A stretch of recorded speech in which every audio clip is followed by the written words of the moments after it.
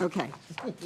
Thank you all for coming to the Senate Finance Committee. Today's Tuesday, March 25th. We're going to vote.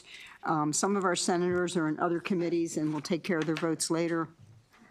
And our first is a consent calendar, and Amber's going to present it for us.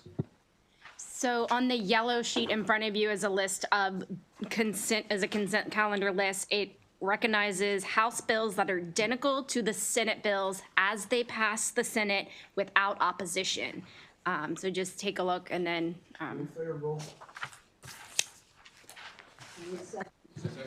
Second, so Senator Hayes motion, Senator Ellis seconded. All in favor of the consent calendar for the bills that were favorable in both the House and the Senate?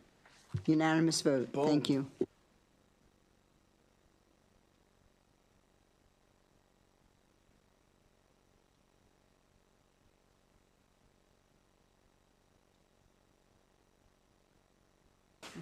Yes, page 1 of 2, voting list number 19.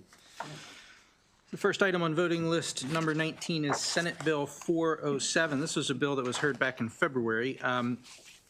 And the bill requires the Board of Nursing to hold discussions with the licensing boards of Delaware, Pennsylvania, Virginia, West Virginia, and D.C. to pursue reciprocity agreements for advanced practice nursing licensure and specialty certification by November 1st of this year, and then each November 1st thereafter for the next 4 years, the board must submit a report to HGO and Finance. There are no amendments. There is no fiscal impact.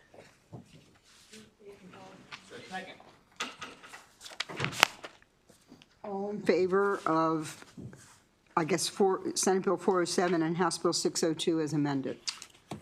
Thank you. All right. Okay. So, sure. So that was a favorable, Tammy. There are no amendments. Oh, there weren't any amendments? 407 favorable, and House Bill 602 favorable. Not with amendments. I thought they did amendments. House didn't do any amendments? Well, if there were amendments in the House and they came over here, then there wouldn't be, but there were no amendments added in the House to House Bill 602. Okay, I'm Yep, sorry. that's okay. Favorable. Favorable for both. All right, up next on the list is House Bill 193, which as amended and shown in the reprint, House Bill 193 is identical to Senate Bill 219, which passed the Senate earlier this session. And so the bill increases the additional assessment that the board for the UEF may direct the Workers' Compensation Commission to impose up from 1% to up to 1.5%. The amendments align the House bill with the Senate bill. By making these changes, the assessment triggers, and then the requirements for the Workers' Comp Commission to appoint a special monitor are added. You have a question, Senator Gall? Yeah, thank you, Madam Chair. So what, was this the same as our Senate? We had a Senate bill that did the same thing? These are cross files. So this is conforming the House bill to the Senate bill. Oh, okay, thank you. I understand. Thank you. Okay. Okay, and Senator Ellis is second. All in favor of House Bill 602? House Bill 193. I'm sorry, House Bill 193, okay, thank you. You're a no? Okay, do you want to call roll, or Tammy, you okay with just one no? Okay, with just one no. Okay, we got it, thank you. All right. Favorable with amendments. Yep. Okay, so House Bill 367 is identical to Senate Bill 72, which passed the Senate earlier this session. This bill prohibits a health occupations board from requiring an applicant to provide additional evidence of English proficiency if the individual holds a valid, unrestricted license, certification, or registration from another state that requires such evidence. There are no amendments, and there is no fiscal impact. Senator Lamb moved favorable, do I have a second? Sure. Senator Ellis seconded. All in favor of House Bill 367? 367. House Bill 367. Okay, we're going to go now. We have one no and 1, 2, 3, 4, 5, 6 in favor. Okay. Tammy, you good? Anything on this list we could have said wasn't unanimous? Some of them are unanimous, and if it was unanimous, then I'll let you know. So basically, they largely fall into two camps, right? So if the Senate bill had opposition, then there's the presentation of the House bill. There are situations where there are amendments, so it couldn't be on a Senate consent calendar if there are amendments. So, all right. So up next is House Bill 406, which was a bill that was heard in the Finance Committee last week. There is no cross-file, and so House Bill 406 requires the governor to appoint the hearing aid dispenser members of the State Board of Examiners for audiologists, hearing aid dispensers, speech-language pathologists, and music therapists, with the advice of the Secretary of Health from a list submitted to the Secretary and the Governor by the Board, instead of by the Maryland members of a specified hearing society. And then the board must notify all licensees of relevant vacancies. The House substantially narrowed this bill, leaving only the changes to the appointment of the hearing aid dispenser members, as was discussed at the bill hearing, but there are some amendments that are shown in a reprint. These amendments were requested by Senator Lamb, and they make changes to the scope of practice of an audiologist. And so I can walk through them, but these are changes are a bit different than what was previously presented to the committee in Senate Bill 919. Can I intercede? Senator Lamb, have you talked to Delegate Gazzoni about your amendments on her bill? Can I call this just like? It would be a good idea. Thank you very much for holding that one. Right. Up next is another bill that was heard last week, House Bill 664, as amended and shown in the reprint, clarifies the actions that the State Board of Nursing may take if an applicant to practice direct entry midwifery or a licensed direct entry midwife violates a ground for discipline. So the amendments only make stylistic changes, and they align the bill with Senate Bill 854 and House Bill 838, both of which passed unanimously through the committee. Move favorable. I have a favorable motion. Do I have a second? Favorable amendment? As amended. Okay, favorable as amended. Do I have a second? Senator Gall, did you second? Yes. Senator Hayes and Senator Gall, all in favor of House Bill 664 as amended.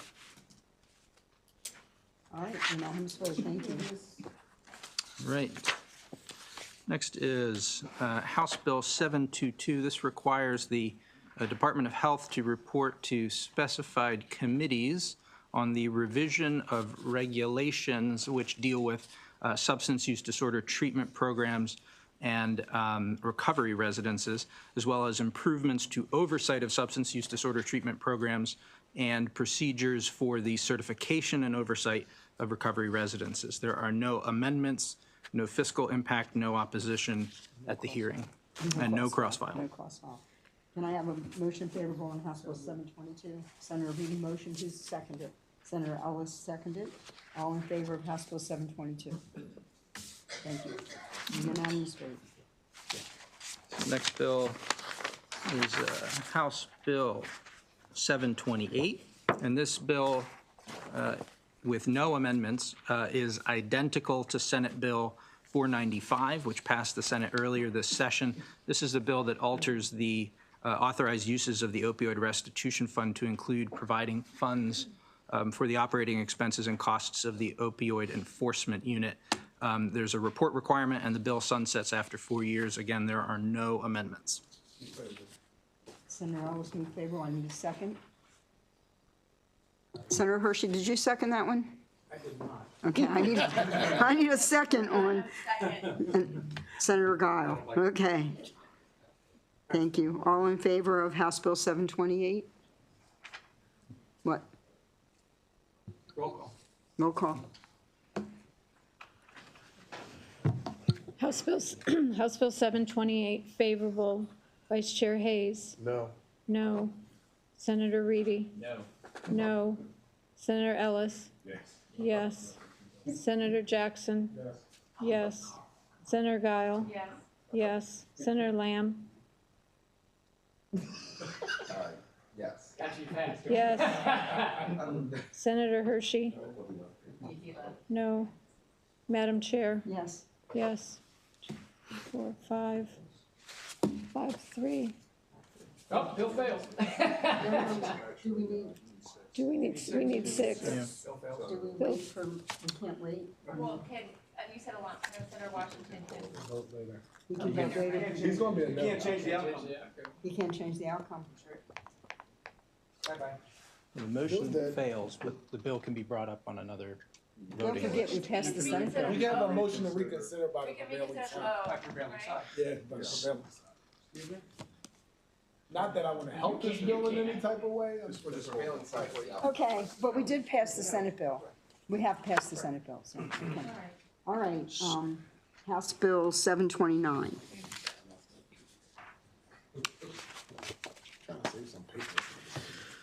Let's see, House Bill 729 is similar to Senate Bill 594, which passed the Senate unanimously earlier this session. So this bill cleans up references to several specific programs and services that are listed as authorized uses of the opioid restitution fund instead specifying that the fund may only be used to pay for the purposes specified in settlement agreements and judgments. And then the bill also specifies 2 additional uses for the fund addressing racial disparities and socioeconomic disparities in access to prevention, harm reduction, treatment, and recovery support services. So the House added the provision related to socioeconomic disparities, and this is the only place where the 2 bills don't align. So then finally, the bill alters requirements for training on responding to an opioid overdose. My understanding is that the Senate bill will be amended to conform with this bill by adding the socioeconomic disparity piece. So there are no amendments, no fiscal impact, so a motion favorable would be appropriate. Senator Ullis, motion favorable. Do I have a second? I'll second. Senator Reedy, second. All in favor of House Bill 729, not amended, no amendments. Thank you. All in favor? Unanimous vote. The next bill on the list is one that was heard last week. House Bill 745 requires the State Board of Professional Counselors and Therapists to issue a behavior analyst license within 30 days after receiving a completed application. If an applicant submits an incomplete application but is determined to otherwise meet the license requirements based on the additional information submitted, the board must issue a license within 50 days. The board must notify an applicant by email at certain points in the process, and then upon request of an applicant, the board must send additional email notifications. There are no amendments, there is no fiscal impact, there was no opposition at the hearing. Can I have a motion favorable? If I may? Not on the bill itself. I apologize. I just got back from my visit over at the House for my hearings. Did we already finish voting list number 18, Madam Chair? No. Okay. I'll put that aside because I see we're on 745 on list number 19. That's correct. Okay. We didn't vote the Yeah. first set. Okay. Nathan was ready to go, so we started. Perfect. Thank you. Just trying to get caught up. We may have a reconsideration later, but we'll talk about that. Not from joking. Okay, I'm sorry. Why not? House Bill 745, favor. Okay, can I have a favorable motion for House Bill 745? Somebody motion favorable for me? I think Justin. Justin and Senator Jackson. So we have Senator Reedy, Senator Jackson, all in favor of House Bill 745, no amendments. Thank you. Motion favorable, unanimous. So up next is House Bill 798, which is identical to Senate Bill 589, which passed the Senate earlier this session, I'll note by a vote of 46-1. The bill requires the Office of Overdose Response in collaboration with the Department of Health to develop and maintain an interactive dashboard on opioid restitution fund spending. A county or municipality that receives settlement funds must provide the department with information to include on the dashboard, and the department must establish an online portal for a county or municipality to report and upload information. There are no amendments. Is there a fiscal note? The fiscal impact is below the threshold that you would need to get out. So House Bill 798 without amendments, Senator Ellis, is there a second? Second. Senator Kramer, all in favor of House Bill 798? Thank you. Next bill is House Bill 939, which is identical to Senate Bill 674, which passed the Senate earlier this session. The bill requires the Maryland Commission for Women to establish the Maryland Collaborative to advance implementation of coverage of over-the-counter birth control. There are no amendments. There is no fiscal impact. Senator Bauman favorable, Senator Ellis seconded. All in favor of House Bill 939 with no amendments? We need to call a roll. Thank you. Yeah, it's a party. House Bill 939, favorable. Vice Chair Hayes? Yes. Yes. Senator Kramer? Yes. Yes. Senator Reedy? No. Senator Ellis? Yes. Senator Jackson? Yes. Senator Guile? Yes. Senator Lamb? Yes. Senator Hershey? No. Madam Chair? Yes. Yes. Surprise, surprise. 7-2, bill passes. The next bill is House Bill 1100, and it's similar to Senate Bill 684, which passed the Senate unanimously earlier this session. So this bill requires the Department of Health, in collaboration with the Commission on Health Equity, to develop a clear and easy-to-understand graphic data dashboard that includes age-adjusted health disparity data disaggregated by race, ethnicity, and gender. So the data dashboard must include information on specified characteristics. The House added the characteristic of body mass index to the list of characteristics. That's the only difference between the two bills. So the department must update the data dashboard on a quarterly basis as determined by data availability and post the most recent data prominently on its website. There are no amendments. There is no fiscal impact. My understanding is that the Senate bill will be amended in the House. So there are no amendments on House Bill 1100? None on the bill before you, no. Senator Hershey? Yeah, I just happened to be over at HGO when Senator Augustine was presenting the bill, and there were a lot of questions. So has he gotten on board with these amendments? My understanding is that he is fine with the House amendment that was amendments. added in the House. Okay, because there's an awful lot of conversation that he did not just say, I'm on board with You everything. want to hold? If we could, just to check with him, if you don't We're mind. going to hold out House Bill 1100. Thank you. I know you want to take care of your Democratic friends. I just, Okay, House Bill 1146. Conformed exactly. House Bill 1146 is similar to Senate Bill 900, which passed the Senate unanimously earlier this session. And so the reprint before you aligns the House bill with the Senate bill by specifying that the annual report must be published beginning on December 1st, 2026. And so that's on page 5 of the reprint. The bill alters the program and reporting requirements of the crisis response system generally. There are no other amendments, so the only amendment specifies that the reporting requirement begins December 1, 2026. Move favorable with amendments. Senator Hayes, do I have a second? Second. Senator Kramer, all in favor?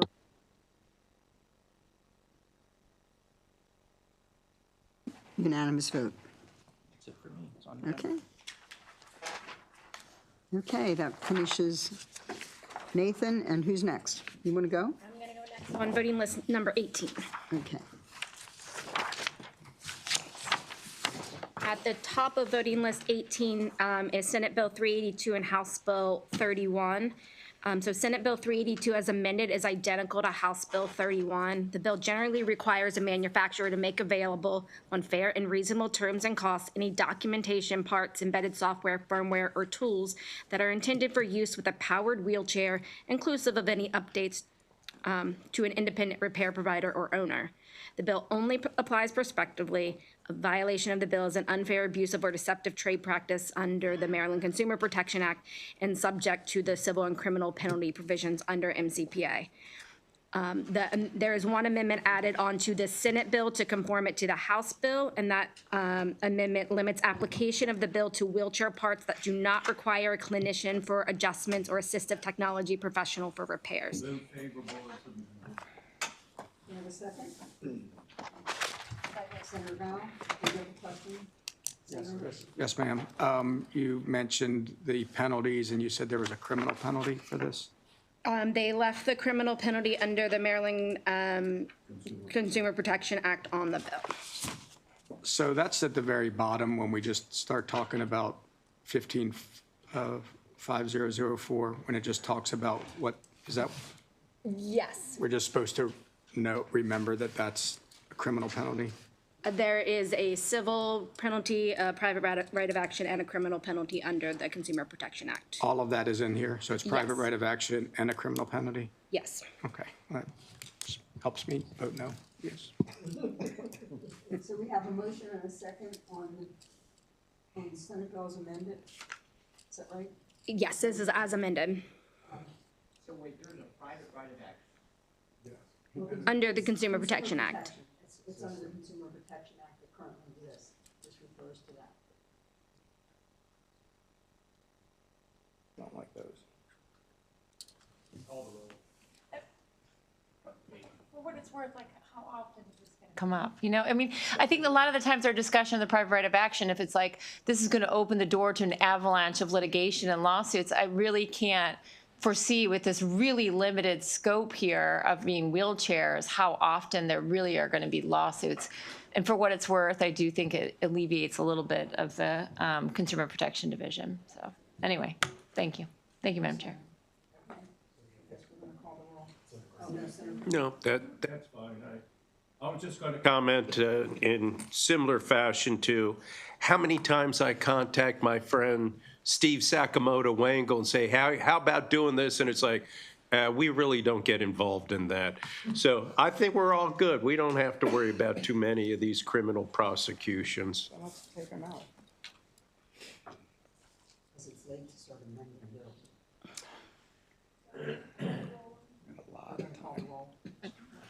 Senate Bill 382, favorable with amendment. Vice Chair Hayes. Yes. Yes. Senator Kramer. Yes. Yes. Senator Reedy.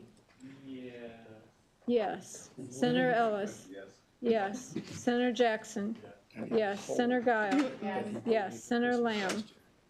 Yes. Senator Hershey. No. No. Madam Chair. Yes. Yes. Cold last year. 8-1, the bill passes. You are, I'm not. Just not by somebody in a wheelchair. So now what do we do with House Bill? House Bill 31 is not amended, but it's identical to Senate Bill 382, so it would be, yes. Need a second. Need a second. Senator Jackson, did you second that? Sure. Okay. All in favor of House Bill 31 with that? There you go. Just to keep it moving. I'll second it. I'll do it. You want a second? I'll give you a second. I'll give you a second. I'll give you a second. Everybody gets a second. We don't even need to ask them. All seconds. All in favor? All in favor of House Bill 31? It's the same vote, I assume. Yes. Yeah, same vote. Okay, go ahead. The next two bills on your list are identical as amended, Senate Bill 691 and House Bill 333. The bill establishes the Healthcare Ecosystem Stakeholder Cybersecurity Work Group to develop strategies for preventing cybersecurity disruptions to healthcare operations, ensuring the continuous delivery of essential healthcare services, and enhancing recovery efforts following a healthcare-related cybersecurity incident. The Maryland Healthcare Commission and the Maryland Insurance Administration must staff the work group jointly, and the work group must submit an interim report by January 1, 2026, and a final report by December 1, 2026. You do have a reprint in front of you just so you could see the specifics of the work group begin at page 12 of the reprint, which just will go over some definitions and then the purpose of the work group, the membership of the work group, and the reporting requirements. There's no fiscal impact as amended. Madam Chair. Senator Ellis? So, Senate Bill 691 and 333 are the same. Yes. Okay, so what the question is, in the Senate version, we don't have a work group in the title. Is there amendment to put the work group? There was an amendment to Senate Bill 691 to conform it to House Bill 333. Okay. Then there is also a technical amendment on House Bill 333, Okay. which just removes a duplicated sentence in the purpose paragraph. And those amendments will take care of the titles, so where are the titles? The amendments will address the title, yes. Okay, thank you. Can I have a motion for Senate Bill 691 as amended? Senator Ellis? Can I have a second? Senator Guile? All in favor of Senate Bill 691 as amended? All in favor? No. We're going to vote. This is not. Call the roll, Sammy.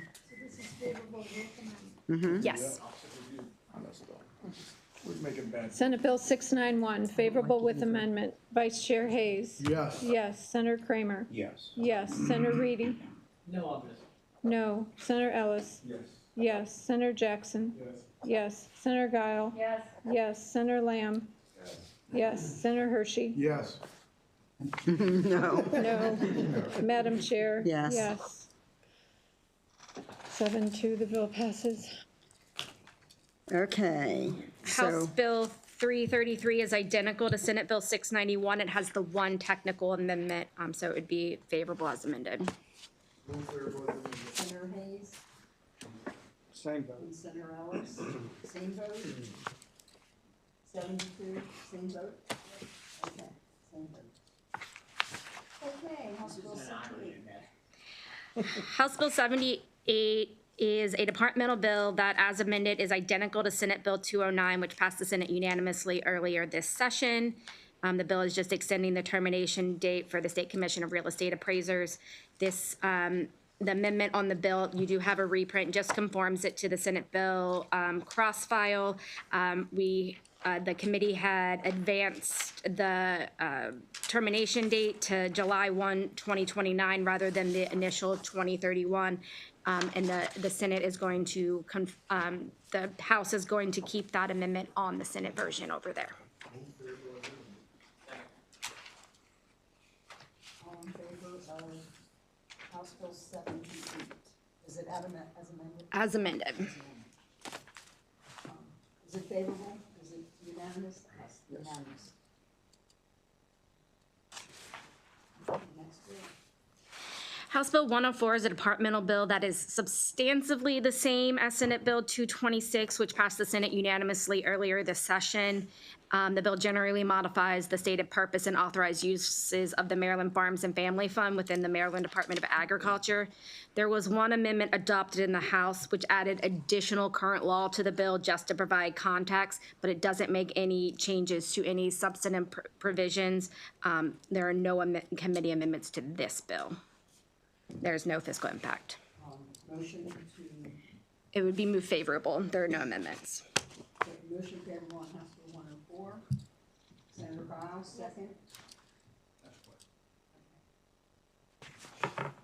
We'll second it, and then you can have the question. Okay, yeah. Senator Jackson, Second, okay. Yeah, thank you, Madam Chair. And so I'm not familiar with this fund. I might have been in the bill hearing when this happened.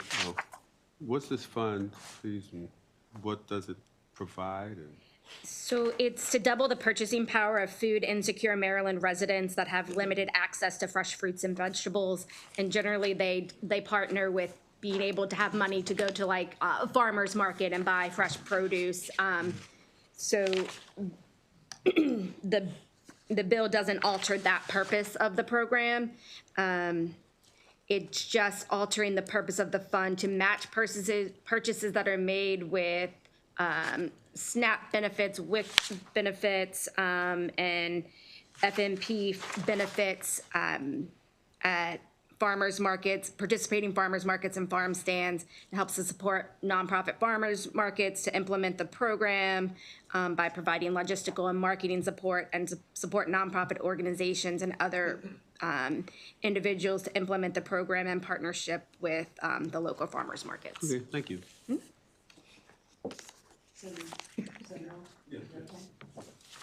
All in favor of House Bill 104? Without amendments, right? No amendments. Without amendments. No amendments. House Bill 104. Unanimous vote, thank you. House Bill 208 does not have a cross-file. We heard this bill, or the committee heard this bill last week. As amended, the bill prohibits a person that is a seller from advertising or offering for sale a digital good using certain terminology unless a specific affirmative acknowledgement is received from the purchaser or the seller provides the purchaser with a required disclosure. The bill's provisions do not apply to a person who advertises or offers for sale certain types of digital goods. You do have a reprint on this bill. And basically, we can work through this. There are amendments from various stakeholders that have been discussed and are not opposed by the bill sponsor and are being offered by the chair. Page 1 is just technical amendments. At the top of page 2, we're adding a new section under the bill, which just brings this under the Consumer Protection Act. And then you're going to see some clarifying amendments to language on page 4 at lines 13 and line 16. And then at the back of the bill, establishes that violating the bill violates the Consumer Protection Act, but a violator is not subject to the private right of action or the criminal penalty provisions under MCPA, just the civil penalty provisions. So that's what the amendments do. These are all amendments added on the bill in the Senate, but they are primarily were presented to us from the bill sponsor that did not get added on in the House. And for some reason, I don't remember this bill. What was the problem that this bill was seeking to solve? So I don't know what the specific problem is, but there's this idea of you buy a digital good online and people are thinking they're buying the actual physical good, but really they're buying a digital picture or a copy of the good. So it's trying to get around these false advertising types of things so people aren't confused that it's a digital purchase versus a physical purchase. Interesting. Okay, thank you, appreciate it. Okay. Do I have a motion for House Bill 208 as amended? Senator Guile? Who's going to second? Second. Senator Ellis? Got to be quicker, Senator Kramer. No, it's all good. All in favor of House Bill 208 as amended? As amended. Unanimous vote. Okay. Next on your list is House Bill 372, which the committee also heard last week. The bill repeals the sunset provisions of chapters laws that establish the Prince George's Gateway Development Authority, thereby making the authority permanent. There are no amendments in the Senate. There's no fiscal impact. There's no opposition at the committee hearing, and there is a letter of support from the Prince George's County Senate delegation. So unfortunately, our Prince George's County representative isn't here, but can I have a vote favorable? Senator Ellis, who's a second? Come on, Senator Guile. Senator Ellis and Senator Guile. All in favor of House Bill 372? Unanimous vote, right? Unanimous? Yep, local bill. Okay, House Bill 385, there was no cross-file for this bill. The Senate heard this bill last Thursday. House Bill 385 as amended requires businesses that use a point-of-sale system that displays a screen prompting a customer to select an amount for a tip to conspicuously display, either on the same screen or a previous screen, a notice disclosing that the tip is for employees, and on the same screen, a tip amount set at 0 or a no-tip option. The Commissioner of Labor and Industry The bill does not apply to payment transactions for goods or services provided to customers seated at a table or a bar, or made by a customer for goods or services through a mobile device or online. The Department of Labor and the Consumer Protection Division of the Office of the Attorney General must make information about these requirements available on the agency's public websites, and a violation of the bill is an unfair, abusive, or deceptive trade practice under MCPA. But the private right of action and the criminal penalty provisions have been removed from the bill. There are two changes made to the bill in the Senate that were requested by the Restaurant Association and are offered by the chair. The first amendment is on page 2, which simply delays the date by which businesses must comply to January 1, 2027. The thought process on this amendment is the bill takes effect October 1st, 2025. The Restaurant Association believes most businesses are going to learn about this requirement when they go to renew their license, and they renew licenses on an annual basis. So we get to October 1st, 2026, all businesses should have knowledge of this, and that gives them 90 days to make sure everyone can come into compliance before this goes into effect. And then there's one other amendment to the bill at page 3. This is more of a clarifying amendment that was brought by the Restaurant Association seeking, information on what this provision was trying to get at. Before it was record creeping on the disclosures, but what the bill's intended to target is really employee tips collected under subsection B when these disclosures are being made. So there's that clarifying amendment added in the Senate. Second.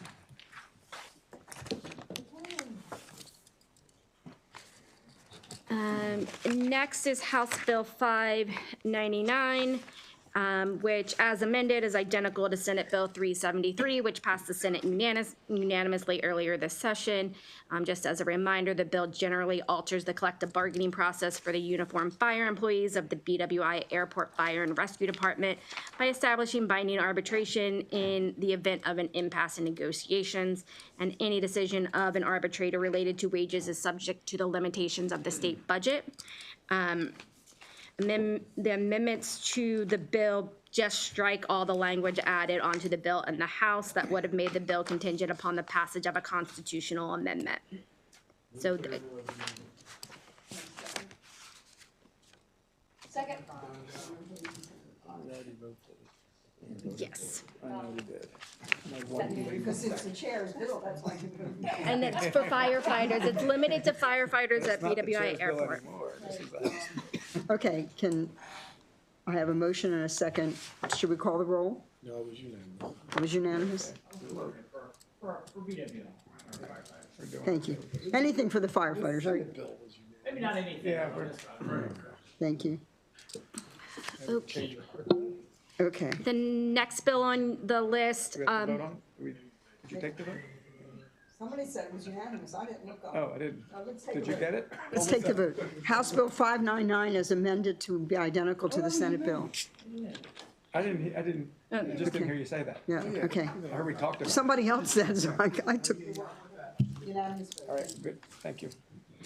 next on your list is House Bill 930, which is identical to Senate Bill 848, which passed the Senate earlier this session.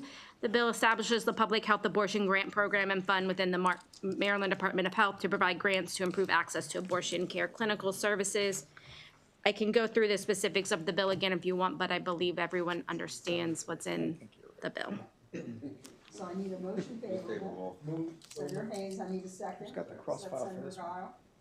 Delegate Lopez. Let's call the roll on House Bill 930 is amended. Senate bill? Yes. Not amended, but they are identical.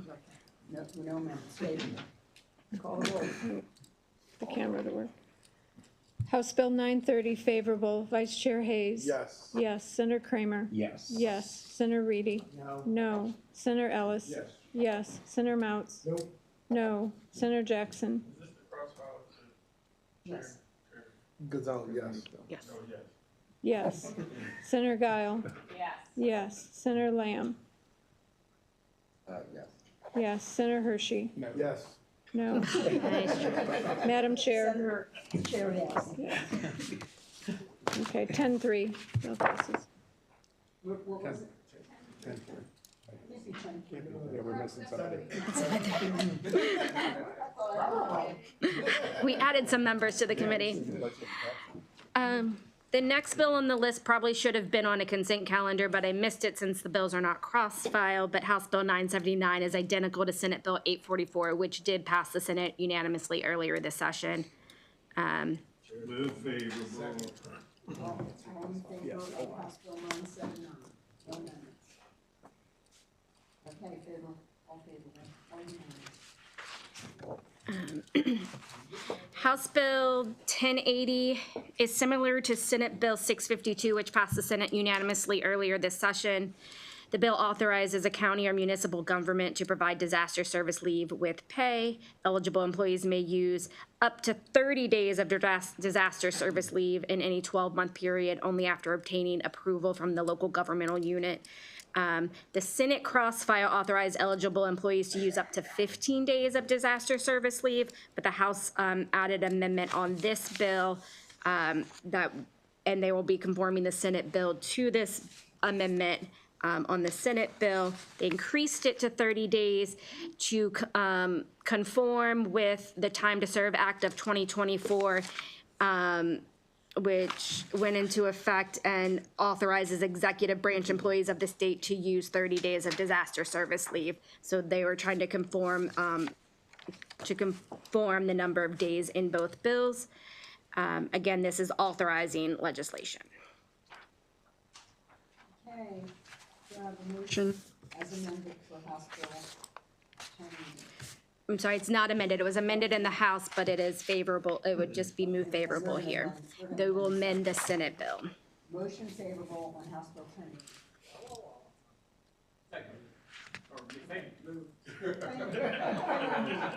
Kramer, Reedy, great. All right, all in favor of House Bill 1080? Unanimous vote. Okay. And the last on my, the voting list with my name on it is House Bill 1347. House Bill 1347 is the cannabis agent that is, apologize. House Bill 1347 is cross-filed with Senate Bill 299, which did pass this committee unanimously. However, there are some amendments we've added on to the House bill. As introduced, House Bill 1347 removes the requirement for a cannabis agent that is a security guard or security guard from a security guard agency to obtain a criminal history record check as a prerequisite for registration with the Cannabis Administration, as they are already required to have that criminal history record check to be a security guard or security guard agency under the Business and Occupations article. As amended, and you do have a reprint, there's an amendment offered by the chair that generally alters the definition of a security guard employer. So at page 3 of the bill, the amendment excludes from the definition of security guard employer specified entities including a video lottery operator, a sports wagering facility licensee, and a healthcare facility. Because they're already doing background checks. Correct. So it would, and for the purpose of excluding them from background checks for the security guard employer under the Business, Occupations, and Professions article, to be clear about what the amendment is doing. Thank you. Senator Mounts, do you have a second? Jackson, got a Senator question? Jackson has a, oh, you have a question. I thought the bill was, if you were a security guard in the cannabis industry, you're already going through MSP to do a background check. And so what is the So these amendments, there are entities that are already doing background checks on its employees for them to be able to hire them, because they're other regulated entities, so it's relieving them of the. expanding the scope?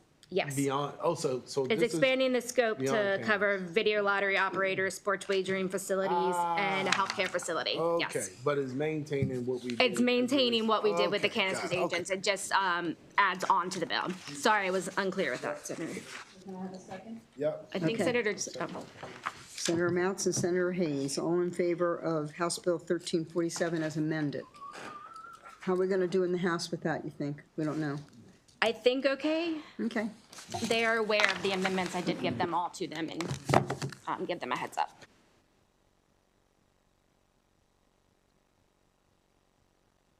Remember, we have one more list and it's David's. So the first two bills on the top of the list with my name on it are Senate Bill 646 and House Bill 970. These are cross files. The House worked out some amendments, so you first have the Senate bill in front of you, which is going to be amended to look like the House that came over with no opposition. The bill as amended prohibits carriers from imposing step therapy. You have several bills this year on step therapy. From imposing a step therapy or fail-first protocol for insulin if it is used to treat type 1 or type 2 or gestational diabetes. The bill applies to all policies, contracts, and health benefit plans issued, delivered, or renewed in the state on or after January 1st, 2026. There's a reprint in front of you with two amendments. The first is technical. When the bill was introduced, there was a lot of concern about insulin analogs and other prescription drugs that do similar functions. The House struck those from their bill, so the amendment in front of you would strike that particular language also, and it would be identical to the House bill in front of you. And there would be no opposition as the House passed the bill. So it's not amended? The Senate Bill 646 is amended. Okay, Senate Bill 646. Do I have a motion for Senate Bill 646 as amended? Senator Guile, do I have a second? Okay, Senator Lamb has a question. Can we finish the motion in the second, and then, can I have a second? Senator Ellis, okay, go ahead. Senator Lamb. So, David, you said that Senate Bill, so the reprint is the, It's amended to look like the House bill. okay, so we don't have the House Bill 970. The House bill is next. So this removes insulin analog or other prescription drug. That performs similar functions. There was, if I recall from the hearing, there was a lot of concern about this analog. I don't think they exist yet. And it's unclear what that would mean if you exempted these particular drugs, if they become available from step therapy. So rather than leave that in there, the House just struck it. And you're left with just no step therapy for insulin to treat diabetes, essentially. But only insulin itself. Only not- insulin itself. It's the only, I think, if I recall, it's the only drug that is available to treat diabetes. But you may know better, but I think that was also the testimony.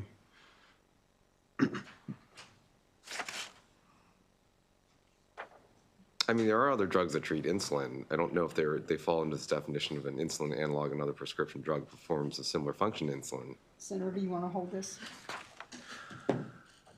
Yeah. I appreciate it, thank you. So we're going to hold 646 and 970. Okay. Yes, we are till Thursday. Okay. Senate Bill 921, Senator Giles' bill. Okay, this is another step therapy bill that is amended. The reprint in front of you has amendments to make it look like the House as it passed the bill. There was some concerns and that regarding the cost of this this mandated benefit. So the amendments in front of, well, first of all, the bill prohibits carriers from imposing a step therapy or first fail protocol for a prescription drug approved by the U.S. Food and Drug Administration that is used to treat a symptom or side effect of stage 4 advanced metastatic cancer. And again, the bill applies to all standard language. It applies to all policies, contracts, and health benefit plans issued or delivered or renewed in the state on or after January 1st. The reprint has two amendments. One is technical, and the other one provides that the drug must be prescribed by a treating physician and covered under the terms of a policy or contract. So it has to be a drug that's covered by the insurance to not to qualify for not have to go through step therapy. So this bill, with the amendments in front of you, would be amended identical to House Bill 1087 as is in front of you.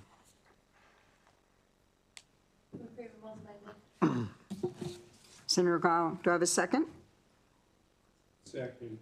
Senator Kramer, all in favor of Senate Bill 921 as amended? Unanimous vote, thank you. Now we have House Bill 1087 that came over, and we don't need to amend that one, No, right? it's, you just amended Senator Giles' bill to be identical to the House Bill 1087 as it came across. Senator Reedy, and can I have a second on House Bill 1087? Senator Guile, all in favor of House Bill 1087, now identical to Senate 921. It's unanimous vote. Thank you. Okay, the next bill on your list is Senate Bill 975. If you recall, this was heard late before crossover, and this concerns specialty drugs and coverage for specialty drugs that are prescribed by a provider for example, an oncology practice.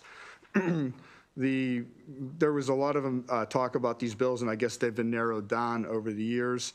And the sponsor was going to work on amendments, but the amendments came in and went to the House first.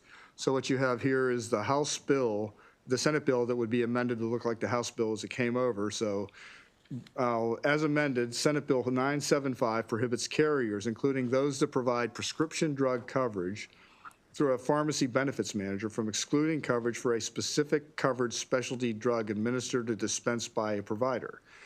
If this prohibition applies, the reimbursement rate for a covered specialty drug must be agreed to by the carrier and the covered in-network provider and billed at a non-hospital level of care or place of service. The bill does not prohibit a carrier from refusing to authorize or approve or from denying coverage of a covered specialty drug administered or dispensed by a provider if administering or dispensing the drug fails to satisfy medical necessity criteria. The reprint in front of you has 3 amendments. The first is technical. The Amendment 2 provides that the provisions of the bill do not supersede the Health Services Cost Review Commission's authority to set rates for specialty drugs administered in regulated settings. And Amendment 3 prohibits the reimbursement rate for specialty drugs from exceeding the rate paid to a designated specialty pharmacy unless otherwise agreed to by the interested parties. So this bill is amended to look like the House bill which came over, which has no opposition as the House amended their bill. Do I have a motion for Senate Bill 975 as amended? Senator Guile, do I have a second? Senator Lamb, all in favor of House Bill 975 as amended? Unanimous vote, thank you. And now we have House Bill 1243 as it came over. It's now identical to, or Senate Bill 975 is identical to 1243. No amendments. No amendments, so can I have a motion favorable on House Bill 1243? Senator Ellis was favorable, Senator Jackson was second. All in favor of House Bill 1243 as amended, thank you. Okay, the next bills have no cross files. Okay.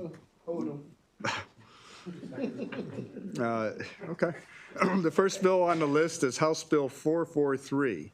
House Bill 443 alters the recently enacted baby food labeling requirements, actually it was enacted last year, by replacing toxic heavy metal with toxic element on the tested baby food product. If the baby food has been tested for toxic heavy metal subject to the FDA established limits, the product label must say, for information about toxic element testing on this product, scan the QR code. The bill came over, it was sponsor only, so there was no opposition in the committee hearing, and there are no amendments.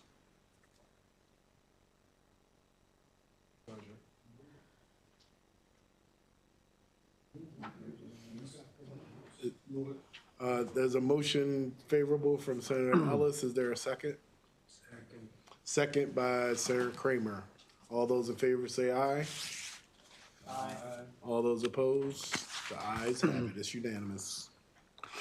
Okay, the next bill on your list is House Bill 575.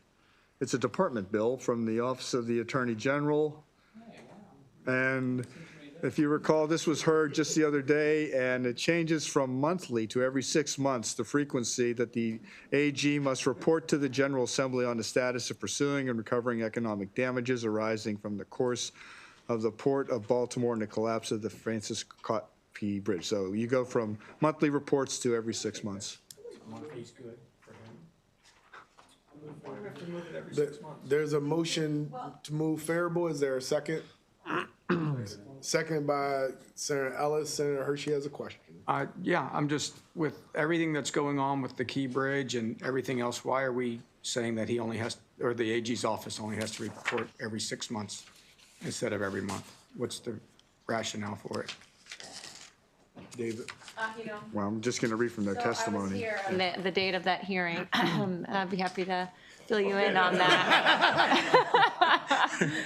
So my recollection is, as it relates to some of the ongoing, this is the AG's office, right? So this Yes. is more so related to the ongoing litigation that's involved in the bridge. And so to provide meaningful updates with respect to how litigation actually goes and how slow it actually goes, it doesn't make sense to provide monthly updates. They can provide these more meaningful updates less frequently. I'm looking at his reports. They're a paragraph, 2 paragraphs, 2 paragraphs, 3 paragraphs. I don't know. Okay. Meaningful. Has this been run by the senators who represent the whole area? Does it matter? The Attorney General. More for transparency and accountability stuff. Any more questions? All right, it's been properly moved and seconded. Roll call. House Bill 575, favorable. Vice Chair Hayes. Yes. Yes. Senator Kramer. Yes. Yes. Senator Reedy. No. No. Senator Ellis. Yes. Yes. Senator Mouts. No. Senator Jackson. Yes. Senator Guile. Yes. Senator Lamb. No. Senator Hershey. Senator Lamb, no. No. Madam Chair. happens a lot. Yes. 6-4. The bill passes. 6-4. 6-4. Okay. Not too many times. Okay, bill passes 6-4. Okay, David, 3 more. Okay, Senate Bill, or House Bill 795. This is the Federal Public Service Loan Forgiveness Program Employee Certification and Awareness Materials. This was heard not too long ago, maybe a day or two. The bill standardizes Maryland employer requirements with regard to the Federal Public Service Loan Forgiveness Program with the purpose of incentivizing students to come to work for the state of Maryland. The bill requires that for the purposes of certifying employment for a program, a public service employee must adopt a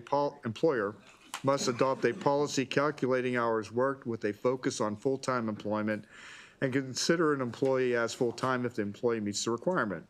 A public service employer may not unreasonably delay the certification of the employment of a current or former employee and requires the student loan ombudsman to develop this.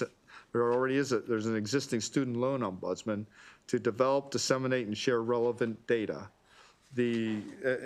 What this is a federal program that you can work off your student loans with public service. Yes, I'm so grateful to President Biden for this program. That was awesome.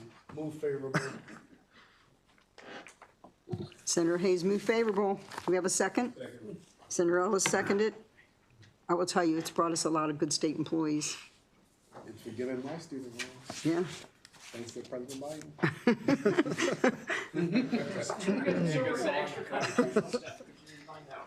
Okay, should we call the roll? I think you should. I think we should call the roll. House Bill 795, favorable. Vice Chair Hayes. Enthusiastically, yes. Yes. Senator Kramer. Yes. Yes. Senator Reedy. No. No. Senator Ellis. Yes. Yes. Senator Mouts. No. Senator Jackson. Yes. Senator Guile. Yes. Yes. Senator Lamb. Yes. Senator Hershey. No. No. Madam Chair. Enthusiastically, yes. Yes. 7-3. The bill passes. Okay, the next to last bill is House Bill 936. This was heard in the recent past. It requires carriers to send a written notice of cancellation or non-renewal of coverage of a small employer plan by electronic means. Under the law, it was by certified mail. The notice must include information on additional health benefit coverage options, including the Consolidated Omnibus COBRA and the Maryland Health Benefit Exchange. There were no amendments. It was sponsor only, so I believe there was no opposition. Something's ringing a bell for me, but give me a second. They're not notifying you. There was something about the font. The Attorney General has an amendment. They would like to add back in using first-class mail tracking method. And the House, I don't know if this was offered in the House. expensive. Yeah, they did not take that, they did not restore that. Okay, can I have a motion on House Bill 936 as it came? Senator Ellis? Or no, you have I a have a question? question, yeah. Okay, just go ahead. before. Was this the bill we heard today? No. No, this was heard Similar one either, today, it was either heard, I think it was heard last Thursday. last Thursday? Yeah. Yeah. Okay, so this bill will require, Under current law, actually, I misspoke. Under current law, you have to, it doesn't specify what type of, how the communication goes. It just goes written notice, which should assume you're going to get mail. This leaves written notice of its action to cancel the policy, but it requires it be done by electronic means. And then you have to provide through this email,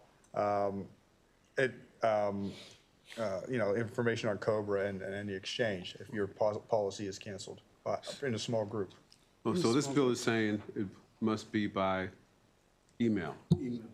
No snail mail? Yeah. First class? It's mail? written notice of its action and notice delivered by electronic means that complies with, so it's just going to be email. Well, written notice. Hold on, wait a minute. Wait a minute. No. So written notice and email? It says, within 7 days after cancellation or non-renewal of health benefit plan, the carrier shall send to each enrolled employee written notice of its action and notice delivered, oh, no, I'm sorry. It's still written notice is maintained, I'm sorry. Yeah. Written notice of its action and notice delivered by, so it has to be both. Oh, Yeah. So you get mail and you get electronic email. But David, you were saying that the Attorney General wanted it to be by first-class mail. What type of mail are they sending it by? They wanted it tracked. Oh, they wanted to track with Yeah. a receipt. Oh, Yeah. that's more expensive. Okay, got it. All right. Plus, people don't pick up their mail and then, Yeah. so, do I have a motion? Okay, Senator Ellis, who's the second? I'll second. Senator Kramer? All in favor of House Bill 936? Okay, unanimous vote. Okay, Thank you. finally, HB 938 was heard last Thursday, and it requires the governing body of a CCRC provider that has only one subscriber on the governing body to authorize the appointment of an alternate subscriber who would take over the duties of the subscriber if the subscriber on the governing board is not around. CCRC is like, Continuing care retirement community, yes. Yeah. yeah. I'm so sorry, I thought everybody here knew what a CCRC was. You got Erickson and all those things. Yeah. So, old people get sick and don't come to meetings, and then you need backup. Can I have a motion for House Bill 938? Okay. Who was the first? I think I'm. Senator Reedy and Senator I have Lamb? my macro. All in favor of House Bill 938? Okay, unanimous vote. Thank you all. It was a long day. I appreciate it.